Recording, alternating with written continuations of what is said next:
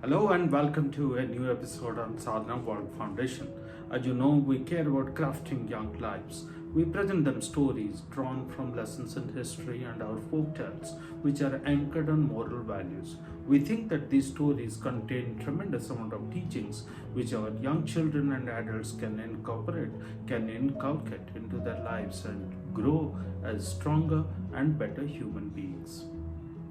Today we are going to talk about something what impacts our day-to-day lives. It's about greed. You would have heard these stories, but let me recount them and we will see how intense those teachings are. You would have heard about Midas, the great king. He was very well natured. He was known for all the good work that he was doing for people around. So once he was granted this boon to ask for anything that he wants. So he thought for a while, he came under the influence of greed and he said, grant me the boon that whatever I touch, it turns into gold. So the god asked, why do you need this boon? Then the king Midas said that if I get more and more resources and riches, I can use them for many more good things in this world. The god pursued him to not ask for something so unnatural. But Midas said, this is something very good and you should stand true to the promise that you made. So you go ahead and grant the boon. So the god said, okay, go ahead, let it be. So Midas moved around, touched various things, and it was just turning into gold, and he was feeling on top of this world. Soon after, he started feeling hungry. So he went to his dining room and he took some food, but the food also turned into gold. Then the king realized that he will starve and he will starve to death very soon. So all the good deeds that he was so proud of, he cannot continue. All the riches that he had amassed in the last few minutes of his life, all of that which had turned into gold is useless. So then he was extremely sad. He used to love his daughter a lot. The daughter came running and saw her father in dismay and threw her arms around her father.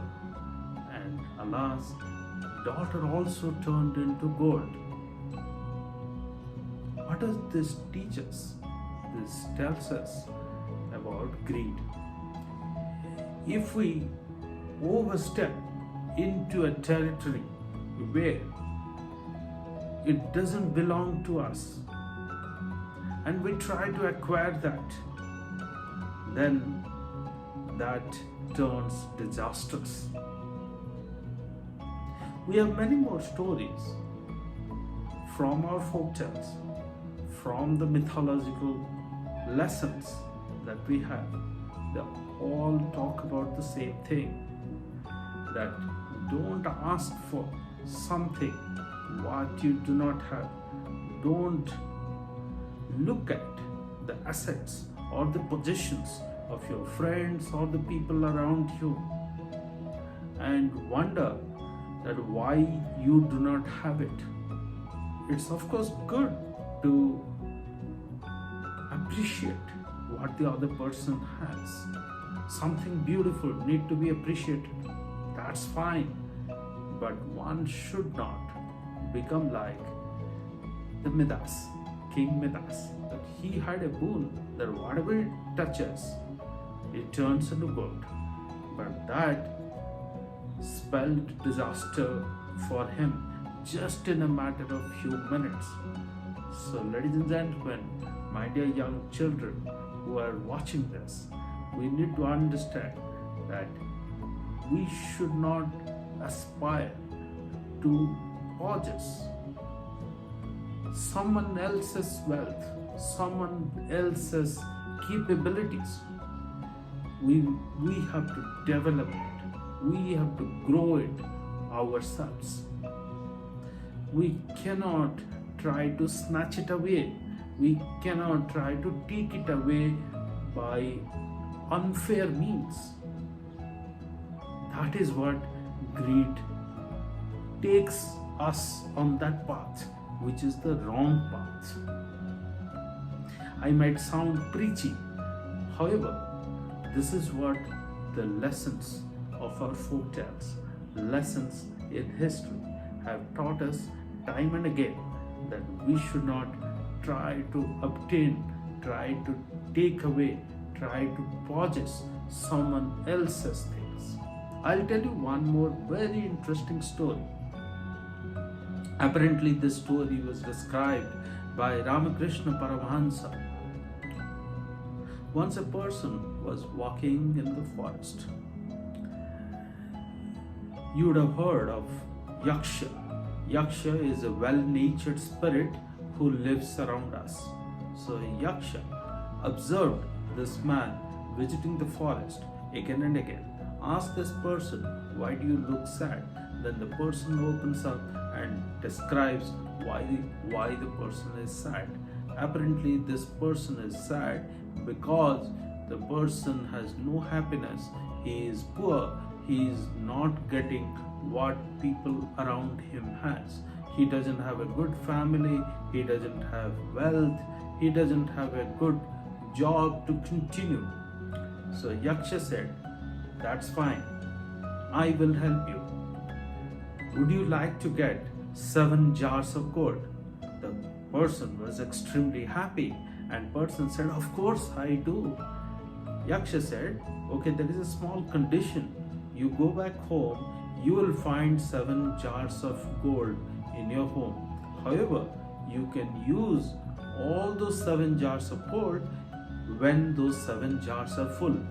You will reach home and see out of the jars how many are full. And whatever is empty, you have to get that filled by your efforts. You go to your home and see." The person was a little confused about this small condition that Yaksha has described.